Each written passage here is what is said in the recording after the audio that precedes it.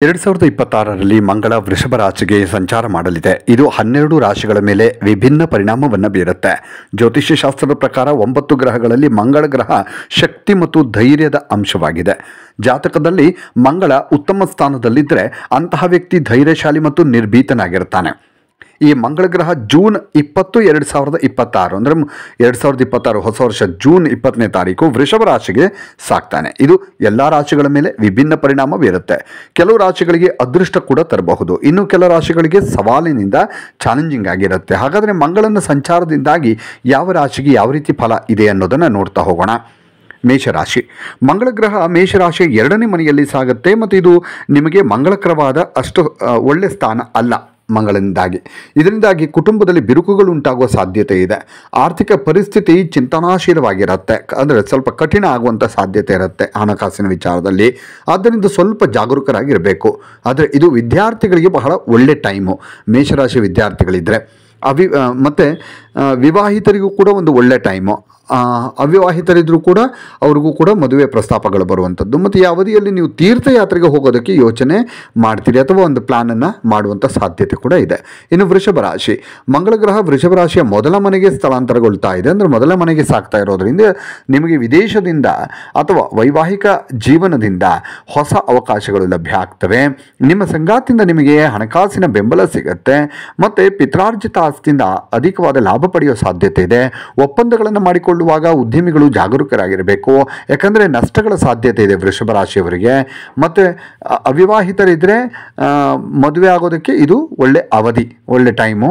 ವಿವಾಹಿತರಿಗೆ ತಮ್ಮ ಸಂಗಾತಿಯಿಂದ ಬೆಂಬಲ ಸಿಗುತ್ತೆ. ಈ ಅವಧಿಯಲ್ಲಿ ನೀವು ಪ್ರಯಾಣ ಮಾಡುವಾಗ ಬಹಳ ಜಾಗರೂಕತೆಯಿಂದ ಇರಬೇಕು. ಇನ್ನು ಮಿಥುನ ರಾಶಿ. ಮಂಗಳ ಗ್ರಹ ಮಿಥುನ ರಾಶಿಯ 12ನೇ ಮನೆಗೆ ಸಾಗುತ್ತೆ.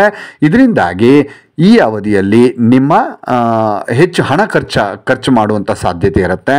ಮತ್ತು ನೀವು ಯಾವುದೇ ಆರೋಗ್ಯ ಸಮಸ್ಯೆಯಿಂದ ಬಳಲ್ತಾ ಇದ್ದರೆ ಅದನ್ನು ನಿರ್ಲಕ್ಷ್ಯ ಮಾಡಬೇಡಿ. ತಕ್ಷಣ ವೈದ್ಯರನ್ನು ಸಂಪರ್ಕ ಮಾಡಿ ಅದನ್ನು ಪರೀಕ್ಷಿಸ್ಕೋಬೇಕು. ನಿಮ್ಮ ಪ್ರಬಲ ಸ್ವಭಾವ ಮತ್ತು ಅಹಂಕಾರದಿಂದಾಗಿ ನಿಮ್ಮ ಸಂಗಾತಿಯೊಂದಿಗಿನ ನಿಮ್ಮ ಸಂಬಂಧದಲ್ಲಿ ಮನಸ್ತಾಪ ಉಂಟಾಗಬಹುದು. ಆದ್ದರಿಂದ ನಿಮ್ಮ ವೈವಾಹಿಕ ಜೀವನದ ಬಗ್ಗೆ ಹೆಚ್ಚಿನ ಗಮನ ಕೊಡಬೇಕು. ಇನ್ನು ಕಟಕ ರಾಶಿ. ಮಂಗಳ ಗ್ರಹ ಕರ್ಕಾಟಕ ರಾಶಿಯ 11ನೇ ಮನೆಗೆ ಸಂಚಾರ ಮಾಡಲಿದೆ. ಇದು ನಿಮ್ಮ ಲಾಭದ ಮನೆ. ಆದ್ದರಿಂದ ನಿಮ್ಮ ಆಸೆಗಳನ್ನು ಪೂರೈಸಲು ಇದು ತುಂಬ ಒಳ್ಳೆಯ ಸಮಯ. ಕೆಲಸದಲ್ಲಿ ನಿಮ್ಮ ಕಠಿಣ ಪರಿಶ್ರಮದ ಫಲಿತಾಂಶಗಳನ್ನು ನೀವು ಪಡಿತೀರಿ. ರಿಯಲ್ ಎಸ್ಟೇಟು, ಇಂಜಿನಿಯರಿಂಗು ಮತ್ತು ಈ ಸಶಸ್ತ್ರ ಪಡೆಯಲಿದ್ದಂಥವರಿಗೆ ಸಂಬಳ ಎಲ್ಲ ಹೆಚ್ಚಾಗುತ್ತೆ. ಅಲ್ಲದೆ ವಿದ್ಯಾರ್ಥಿಗಳಿದ್ದರೆ ಇದು ಒಂದು ಒಳ್ಳೆ ಟೈಮು. ಕರ್ಕಾಟಕ ರಾಶಿಯವರಿಗೆ ಆರೋಗ್ಯಕ್ಕೆ ಸಂಬಂಧಿಸಿದಂತೆ ನೀವು ಇಲ್ಲಿಯವರೆಗೆ ಯಾವುದೇ ಕಾಯಿಲೆಯಿಂದ ಬಳಲ್ತಾ ಇದ್ದರೆ ಈ ಅವಧಿಯದು ಅದು ಪರಿಹಾರವನ್ನು ಕಾಣ್ತೀರಿ. ಇನ್ನು ಸಿಂಹರಾಶಿ. ಸಿಂಹರಾಶಿ 10ನೇ ಮನೆಗೆ ಮಂಗಳ ಸಾಕ್ತಾನೆ. ಇದು ನಿಮ್ಮ ವೃತ್ತಿ ಜೀವನದಲ್ಲಿ ಉತ್ತಮ ಪ್ರಯೋಜನಗಳನ್ನು ಕೊಡುತ್ತೆ. ರಿಯಲ್ ಎಸ್ಟೇಟು, ಕೃಷಿ, ಸಶಸ್ತ್ರ ಪಡೆ ಇಲ್ಲಿ ಕೆಲಸ ಮಾಡುವಂಥವರಿಗೆ ಬಹಳಷ್ಟು ಪ್ರಯೋಜನ ಸಿಗುತ್ತೆ. ದೈಹಿಕ ಆರೋಗ್ಯದಲ್ಲಿ ಸಕಾರಾತ್ಮಕ ಬದಲಾವಣೆ ಆಗುತ್ತೆ. ಆದರೆ ಈ ಅವಧಿಯಲ್ಲಿ ವಿದ್ಯಾರ್ಥಿಗಳು ತಮ್ಮ ಅಧ್ಯಯನದಲ್ಲಿ ಕೆಲವು ಗೊಂದಲಗಳನ್ನು ಎದುರಿಸ್ತಾರೆ. ಆದ್ದರಿಂದ ವಿದ್ಯಾರ್ಥಿಗಳು ಹೆಚ್ಚು ಜಾಗರೂಕರಾಗಿರಬೇಕು. ಒಟ್ಟಾರೆಯಾಗಿ ಈ ಅವಧಿ ಸಿಂಹರಾಶಿ ಜನರಿಗೆ ಬಹಳ ಒಳ್ಳೆಯದಿದೆ ಅಂತ ಹೇಳ್ಬಹುದು. ಇನ್ನು ಕನ್ಯರಾಶಿ. ಕನ್ಯರಾಶಿಯ 9ನೇ ಮನೆಗೆ ಮಂಗಳ ಸ್ಥಳಾಂತರಗೊಳ್ತಾ ಇದ್ದಾನೆ. ಇದು ನಿಮಗೆ ಹಠಾತ್ ಪ್ರಯೋಜನಗಳನ್ನು ಕೊಡುತ್ತೆ. ಹಠಾತ್ ಪ್ರವಾಸಗಳನ್ನು ಕೈಗೊಳ್ಳಲು ಸಾಧ್ಯವಾಗುತ್ತೆ. ಈ ಅವಧಿಯಲ್ಲಿ ನಿಮ್ಮ ಕುಟುಂಬಸ್ಥರೊಂದಿಗೆ ನೀವು ಜಗಳವಾಡುವ ಸಾಧ್ಯತೆಗಳಿವೆ. ಕೆಲವು ಅನಿರೀಕ್ಷಿತ ವೆಚ್ಚಗಳು ಕೂಡ ಅಂದರೆ ಖರ್ಚು ಜಾಸ್ತಿ ಆಗಬಹುದು. ಉದ್ಯೋಗದಲ್ಲಿ ನಿಮಗೆ ಬೆಂಬಲ ಸಿಗುತ್ತೆ, ಚೆನ್ನಾಗಿರುತ್ತೆ ಉದ್ಯೋಗ ಕ್ಷೇತ್ರ. ಆರೋಗ್ಯ ಸ್ವಲ್ಪ ಹದಗೆಡಬಹುದು, ಸ್ವಲ್ಪ ಜಾಗ್ರತೆ ಇರಬೇಕು. ಇನ್ನು ತುಲಾರಾಶಿಯವರಿಗೆ. ತುಲಾರಾಶಿ 8ನೇ ಮನೆಗೆ ಮಂಗಳ ಗ್ರಹ ಸಂಚಾರ ಮಾಡುತ್ತೆ. ಇದು ನಿಮಗೆ ಸವಾಲಿನ ಅವಧಿ. ಈ ಸ್ವಲ್ಪ ಕಷ್ಟ ಆಗುತ್ತೆ. ಈ ಸಮಯದಲ್ಲಿ ನೀವು ಸ್ವಲ್ಪ ಚಂಚಲವಾಗಿರ್ತೀರಿ. ಆರ್ಥಿಕ ಪರಿಸ್ಥಿತಿಯಲ್ಲಿ ಹಠಾತ್ ಏರಿಳಿತಗಳು, ಸಡನ್ನಾಗಿ ಏರಿಳಿತ ಬರೋದು ಮತ್ತು ಹಾಗೆ ದುಡ್ಡು ಖರ್ಚಾಗೋದು ಆಗುತ್ತೆ. ಅದೇ ರೀತಿ ಈ ಅವಧಿಯಲ್ಲಿ ನಿಮ್ಮ ಮಾತು ಮತ್ತು ನೀವು ಬಳಸುವ ಪದಗಳನ್ನು ಬಹಳ ಎಚ್ಚರಿಕೆಯಿಂದ ಬಳಸಬೇಕಾಗತ್ತೆ. ಈ ಅವಧಿಯಲ್ಲಿ ಪ್ರಯಾಣ ಮಾಡುವಾಗ ಹೆಚ್ಚು ಜಾಗರೂಕತೆ ವಹಿಸಬೇಕು. ಇನ್ನು ವೃಶ್ಚಿಕ ರಾಶಿ. ವೃಶ್ಚಿಕ ರಾಶಿಯ 7ನೇ ಮನೆಗೆ ಮಂಗಳ ಗ್ರಹ ಸ್ಥಳಾಂತರಗೊಳ್ಳುವಂಥದ್ದು. ಇದರಿಂದ ನಿಮ್ಮ ಸಂಬಂಧಗಳಲ್ಲಿ ಅನಗತ್ಯ ಘರ್ಷಣೆಗಳು, ವಾದಗಳು ಉಂಟಾಗ್ತವೆ. ಅದರಿಂದ ನಿಮ್ಮ ವೈವಾಹಿಕ ಜೀವನದ ಬಗ್ಗೆ ಹೆಚ್ಚಿನ ಗಮನ ಕೊಡಬೇಕು. ನಿಮ್ಮ ವೃತ್ತಿ ಜೀವನದಲ್ಲಿ ವೃಶ್ಚಿಕ ರಾಶಿಯವರು ಉತ್ತಮ ಫಲಿತಾಂಶಗಳನ್ನು ಪಡಿತೀರಿ. ಹಾಗೆ ಆರೋಗ್ಯದ ಬಗ್ಗೆ ಹೆಚ್ಚು ಜಾಗರೂಕರಾಗಿರಬೇಕು.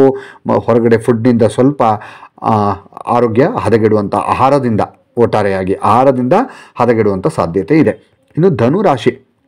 ಜ್ಯೋತಿಷ್ಯ ಶಾಸ್ತ್ರ ಪ್ರಕಾರ ಮಂಗಳ ಗ್ರಹ ಧನುರಾಶಿ 6ನೇ ಮನೆಗೆ ಪ್ರವೇಶ ಮಾಡುತ್ತೆ. ಇದರಿಂದ ನಿಮ್ಮ ಆರೋಗ್ಯ ಉತ್ತಮವಾಗಿರುತ್ತೆ. ಧನುರಾಶಿಯವರಿಗೆ ಸ್ಪರ್ಧಾತ್ಮಕ ಪರೀಕ್ಷೆಗಳಿಗೆ ತಯಾರಿ ನಡೆಸ್ತಾ ಇರುವಂಥ ವಿದ್ಯಾರ್ಥಿಗಳು ಯಶಸ್ವಿ ಆಗ್ತಾರೆ. ದೂರದ ಪ್ರಯಾಣದ ಸಾಧ್ಯತೆ ಇದೆ, ಆದರೆ ಖರ್ಚುಗಳು ಹೆಚ್ಚಾಗ್ತವೆ. ಪ್ರಯಾಣ ಇದ್ದರೂ ಕೂಡ ಖರ್ಚು ಜಾಸ್ತಿ ಇದೆ, ಆದರೆ ಈ ಒಂದು ಪ್ರವಾಸ ಅನ್ನುವಂಥದ್ದು ನಿಮಗೆ ಫಲಪ್ರದ ಮತ್ತು ಲಾಭದಾಯಕವಾಗಿರುತ್ತೆ. ಆದರೆ ಯಾಕಂದರೆ ಈ ಅವಧಿಯಲ್ಲಿ ನಿಮ್ಮ ಅದೃಷ್ಟ ನಿಮ್ಮ ಹತ್ತಿರನೇ ಇರುತ್ತೆ. ದೇವರ ಆಶೀರ್ವಾದದಿಂದ ಆರ್ಥಿಕ ಜೀವನ ಈ ಒಂದು ಧನುರಾಶಿಯವರಿಗೆ ಸುಧಾರಣೆಯಾಗುತ್ತೆ. ಇನ್ನು ಮಕರ ರಾಶಿ, ಮಂಗಳ ಗ್ರಹ ಮಕರ ರಾಶಿ 5ನೇ ಮನೆಗೆ ಸಾಗ್ತಾನೆ. ಇದರಿಂದಾಗಿ ಈ ಅವಧಿಯಲ್ಲಿ ವಿದ್ಯಾರ್ಥಿಗಳು ತಮ್ಮ ಗುರಿಗಳನ್ನು ಸಾಧಿಸ್ತಾರೆ. ಕೆಲಸದಲ್ಲಿ ಪ್ರಗತಿಗೆ ಉತ್ತಮ ಅವಕಾಶಗಳಿರ್ತವೆ. ನಿಮ್ಮ ಕೆಲಸದ ಹೊರೆ ಮತ್ತು ಜವಾಬ್ದಾರಿ ಹೆಚ್ಚಾಗುತ್ತೆ. ಸಂಬಳದಲ್ಲಿ ಹೆಚ್ಚಳ ಆಗುವಂಥ ಸಾಧ್ಯತೆ ಇದೆ. ಮಕರ ರಾಶಿಯವರಿಗೆ ವಿವಾಹಿತರು ತಮ್ಮ ಮಕ್ಕಳ ಬಗ್ಗೆ ಹೆಚ್ಚಿನ ಗಮನ ಕೊಡೋದು ಬಹಳ ಒಳ್ಳೆಯದು. ಹೆಚ್ಚಿನ ಆರೋಗ್ಯದ ಬಗ್ಗೆ ಹೆಚ್ಚಿನ ಗಮನವನ್ನು ಕೊಡಬೇಕಾಗತ್ತೆ. ಇನ್ನು ಕುಂಭರಾಶಿಯವರಿಗೆ ಮಂಗಳ ಗ್ರಹ ಕುಂಭರಾಶಿಯ 4ನೇ ಮನೆಗೆ ಸಾಗ್ತಾ ಇದ್ದಾನೆ. ಇದರಿಂದಾಗಿ ಈ ಅವಧಿಯಲ್ಲಿ ನಿಮ್ಮ ಒಡ ಹುಟ್ಟಿದವರೊಂದಿಗೆ ಗುಣಮಟ್ಟದ ಸಮಯವನ್ನು ಕಳೆಯೋದಕ್ಕೆ ಮತ್ತು ನಿಮ್ಮ ಬಾಂಧವ್ಯವನ್ನು ಬಲಪಡಿಸಿಕೊಳ್ಳೋದಕ್ಕೆ ನಿಮಗೆ ಅವಕಾಶ ಸಿಗುತ್ತೆ. ಈ ಸಮಯದಲ್ಲಿ ನೀವು ಕೆಲಸದಲ್ಲಿ ತುಂಬ ಸಕ್ರಿಯರಾಗಿರ್ತೀರಿ. ಕುಂಭರಾಶಿಯವರು ಪ್ರಮುಖ ಕೆಲಸಗಳನ್ನು ಪೂರ್ಣಗೊಳಿಸೋದಕ್ಕೆ ನೀವು ಪ್ರಯತ್ನ ಮಾಡ್ತೀರಿ. ಬಹಳ ಒಳ್ಳೆ ಟೈಮ್ ಕೂಡ.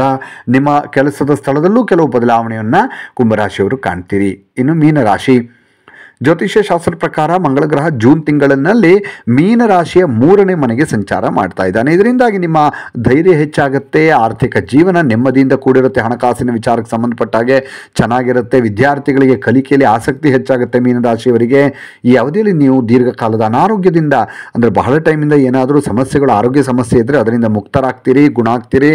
ನೀವು ಉನ್ನತ ಅಭ್ಯಾಸ ಮಾಡೋದಕ್ಕೆ ಯೋಚಿಸ್ತಾ ಇದ್ದರೆ ಇದಕ್ಕೆ ತುಂಬ ಒಳ್ಳೆ ಟೈಮ್ ಅಂತಲೇ ಕೂಡ ಹೇಳಬಹುದು. ಇನ್ನಷ್ಟು ವಿಡಿಯೋಗಳಿಗಾಗಿ ಮೀಡಿಯಾ 18 ಕರ್ನಾಟಕ ಚಾನಲನ್ನು ಸಬ್ಸ್ಕ್ರೈಬ್ ಮಾಡಿ ಹಾಗೂ ಹೊಸ ವಿಡಿಯೋಗಳ ಅಪ್ಡೇಟ್ಗಳಿಗಾಗಿ ಬೆಲ್ ಐಕನನ್ನು ಕ್ಲಿಕ್ ಮಾಡಿ. Thank you.